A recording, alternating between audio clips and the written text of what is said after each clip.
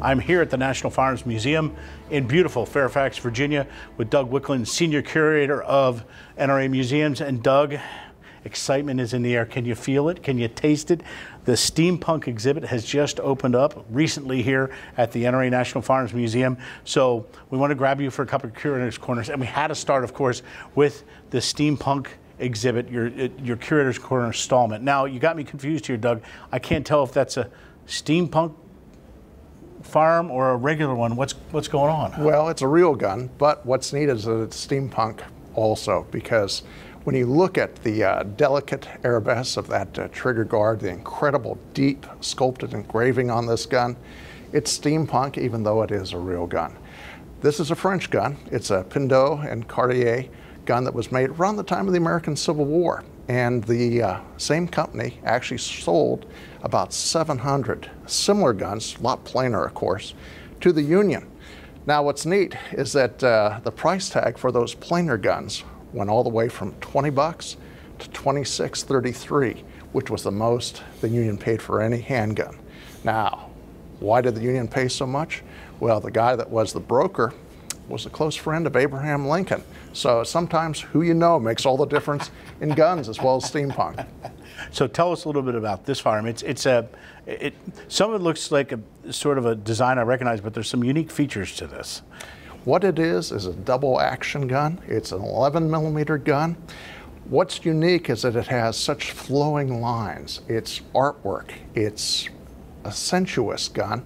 It's a piece that exemplifies that Victorian science fiction theme that we were trying to get with steampunk guns. This one gun, I think we could put on any poster that says steampunk guns. Well, and let's talk about that a little bit for people who don't know. What does steampunk mean? It's a blending of science and of fiction, in particular to the Victorian age. For folks that like Jules Verne, Queen Victoria, this exhibit is right down their alley. We've been able to blend both real guns, like this unusual revolver, with some of the fantasy creations, the guns that artists have come up with, strange designs. And in this particular exhibit, we get to showcase history, we get to showcase engraving.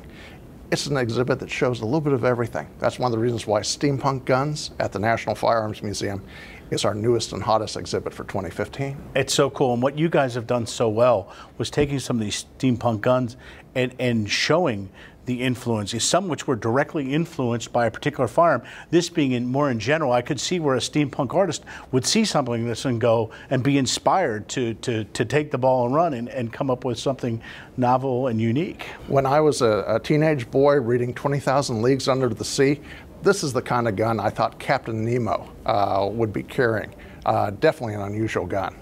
So when he was underwater fighting that octopus? This would have worked. Absolutely. Of course it would have worked. Absolutely. So it's Steampunk here at the National Firearms Museum. Tell folks, Doug, a little more flavor of what else they're going to see when they see this exhibit. You'll be able to see things from Gatling guns, swords, goggles. You'll see an amazing array of guns that we were borrowing from the National Park Service. Springfield Armory had an exhibit on steampunk last year.